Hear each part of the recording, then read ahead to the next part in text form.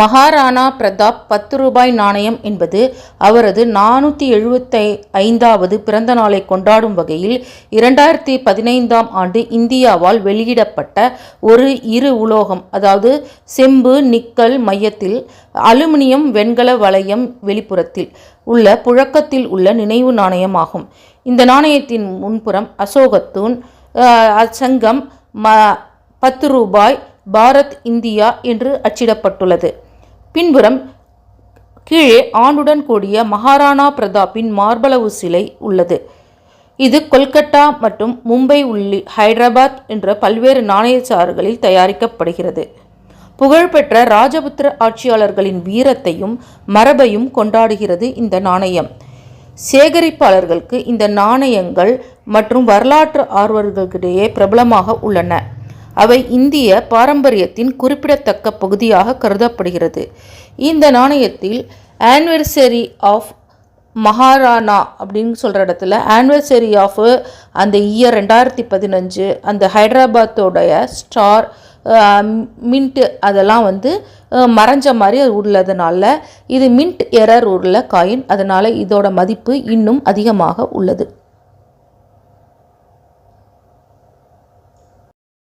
Reserve வங்கியின் platinum விழா 1935 முதல் 2010 வரை ரிசர்வ் வங்கியின் 75 ஆண்டுகளை கொண்டாடும் நிக்கல் பித்தளை நாணயம் பழைய தடிமனான 5 ரூபாய் நாணயங்கள் கொண்டது. பழைய தடிமனான 5 ரூபாய் நாணயங்கள் பெரும்பாலும் செம்பு, நிக்கல் போன்றவை அவற்றின் முக்கிய மதிப்பை விட உலோக மதிப்பை கொண்டிருந்தன. இதனால் ரிசர்வ் வங்கி உற்பத்தியை நிறுத்திவிட்டு சட்டவிரோத ஊக்குதலையும் தடுக்க மெல்லிய பித்தளை பதிப்புகளுக்கு மாறியது. இருப்பினும் பழைய மற்றும் புதிய நாணயங்கள் இரண்டும் சட்டப்பூர்வமாக செல்லுபடியாகும். நினைவு சின்ன அல்லது நிறுத்தப்பட்ட வகையில் சேகரிப்பாளர்களால் இது தேடப்படுகின்றன. 1995ஆம் ஆண்டில் தஞ்சாவூரில் நடைபெற்ற 8வது உலக தமிழ் மாநாட்டை குறிக்கும் வகையில் புனித திருவள்ளுவர் உருவம் பொறிக்கப்பட்ட நினைவு நாணயங்கள் 1 ரூபாய், 2 ரூபாய் மற்றும் 5 ரூபாய் நாணயங்கள் இந்தியா வெளியிட்டது.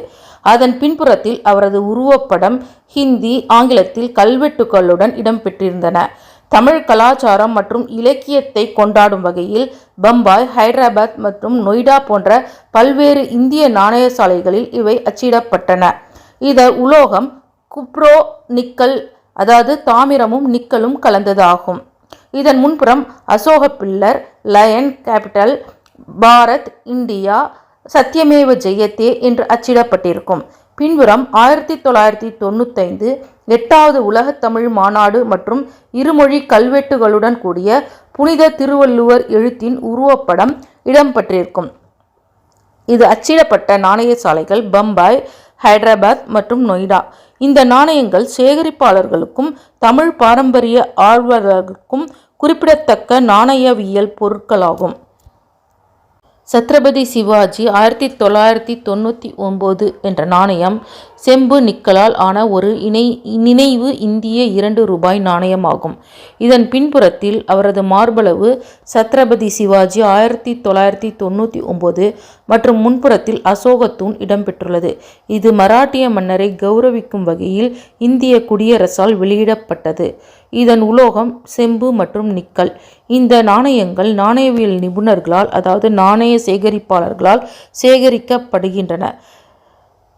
சில ஹைதராபாத் நாணய கூடங்களில் அச்சடிக்கப்பட்ட நாணயங்கள் மற்றவற்றை விட, அதாவது மும்பை அல்லது நொய்டா போன்றவற்றில் அச்சடிக்கப்பட்ட நாணயங்களை விட ஹைதராபாத் நாணயங்கள் மிக அதிக விலையை பெறுகின்றன.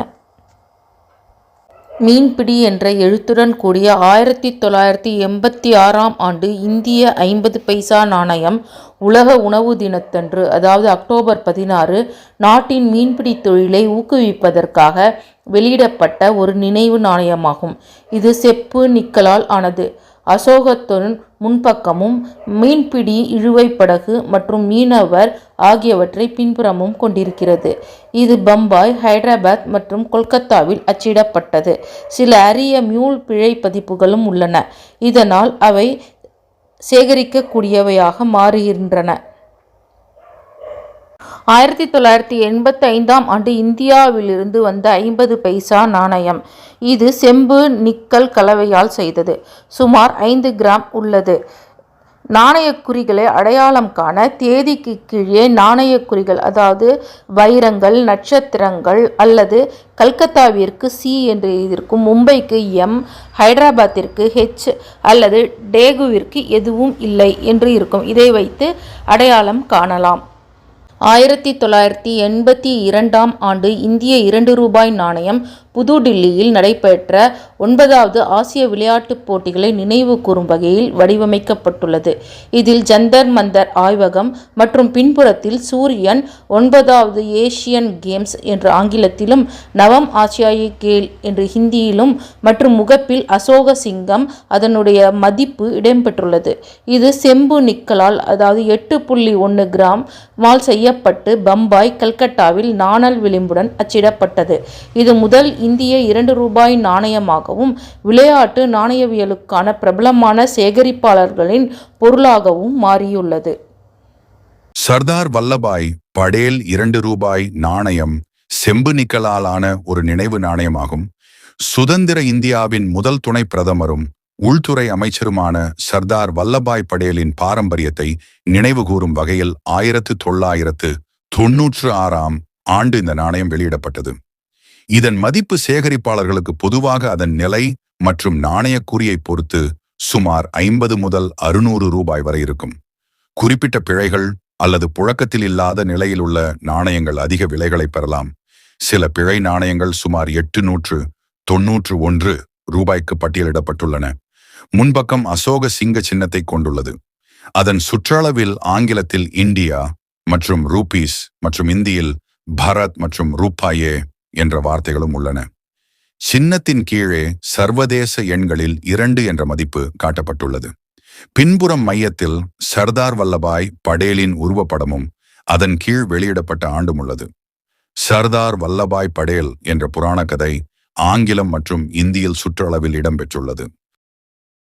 இந்தியாவை கட்டியெழுப்பிய 150 ஆண்டுகள் வருமான வரி நாணயம் என்பது 2010ஆம் ஆண்டு இந்தியா தனது வருமான வரித்துறையின் 1860இல் நிறுவப்பட்டது. 150வது ஆண்டு நிறைவை குறிக்கும் வகையில் வெளியிட்ட 5 ரூபாய் நினைவு நாணயமாகும். திறமையான வரி விதிப்பை குறிக்கும் சாணக்கியர், தாமரை மற்றும் தேனி ஆகியவற்றை கொண்ட இந்த நாணயம் புழக்கத்தில் உள்ள, அதாவது UNC மற்றும் ஆதார தொகுப்புகளில் கிடைக்கும். நிக்கல் பித்தளையால் ஆன நாணயம் இது. நிதி வரலாறு மற்றும் தேச கட்டமைப்பை கொண்டாடுகிறது. 2011இல் இந்தியாவின் சிவில் விமான போக்குவரத்து 100வது ஆண்டை குறிக்கும் வகையில் வெளியிடப்பட்ட 5 ரூபாய் நினைவு நாணயம் இது. இது நிக்கல் பித்தளை உலோகத்தால் ஆனது. மும்பை போன்ற காசாலைகளில் அச்சிடப்பட்டது. இதன் பின்புறத்தில் விமானம் மற்றும் பாரதிய நகர் விமானன் சதாப்தி வர்ஷ் 1911 to 2011 என்று பொறிக்கப்பட்டிருக்கும். மேலும் புதிய ரூபாய்க்குடைய சின்னமும் இடம்பெற்றிருக்கும். இது வெளியிடப்பட்ட ஆண்டு 2011. சிவில் விமான போக்குவரத்தின் 100வது ஆண்டு. உலோகம் நிக்கல் பித்தளை. எடை இது 6 கிராம். இதோட வடிவம் வட்ட வடிவம். இதனுடைய காசாலைகள் மும்பை, ஹைதராபாத் போன்ற இடங்களில் அச்சிடப்பட்டது. இதனுடைய முன்புறம் அசோக சிங்க பீடம் மற்றும் ருபீஸ் சின்னம் இடம்பெற்றிருக்கும். இதன் பின்புறம் விமானம் மற்றும் 100 என்ற எண் பாரதிய நகர் விமானன் சதாப்தி வர்ஷ், இந்திய சிவில் விமான போக்குவரத்து 100ஆண்டு விழா மற்றும் சிவில் ஏவியேஷன் இந்தியா 1911 to 2011 என்ற வாசகங்கள் இருக்கும். இந்த நாணயம் இந்திய சிவில் விமான போக்குவரத்தின் மைல்கல்லை குறிக்கும் வகையில் வெளியிடப்பட்ட ஒரு நினைவு பொருளாகும். இந்திரா காந்தி 5 ரூபாய் நாணயம் என்பது மறைந்த பிரதமரை கௌரவிக்கும் வகையில் 1985ஆம் ஆண்டு இந்தியாவால் வெளியிடப்பட்ட ஒரு நினைவு நாணயமாகும். 5 ரூபாய் நாணயம் வெளியிடப்பட்டது இதுவே முதல் முறையாகும். இதில் ஒரு பக்கத்தில் அவரது உருவப்படமும் 1917 முதல் 1984 என்றும் மறுபுறம் அசோக தூணும் இடம்பெற்றுள்ளன. இது செம்பு நிக்கலால் ஆனது. பொதுவானதாக இருந்தாலும் அதன் மதிப்பு நிலையை பொறுத்து மாறுபடும். ஆனால் பொதுவாக புழக்கத்தில் உள்ள நாணயங்களுக்கு குறைவானதாகவே மதிப்பு இருக்கும். இருப்பினும் சுற்றறிக்கையில் இல்லாதவை சேகரிப்பாளர்களுக்கு அதிகமாக வாங்கப்படுகின்றன. 1985 அவரது மரணத்தை நினைவு கூறும் வகையில் வெளியிடப்பட்டது. 1984 அவர் மரணமடைந்தார். அவரது மரணத்தை நினைவு கூறும் வகையில் 1985 அது அச்சிடப்பட்டது. இதனுடைய மதிப்பு 5 ரூபாய். இது செம்பு நிக்கலால் ஆனது. மும்பை, ஹைதராபாத் மற்றும் பிற இடங்களில் அச்சிடப்பட்டது. இவை சிறிய நாணய குறியீடுகளால் குறிக்கப்படுகின்றன.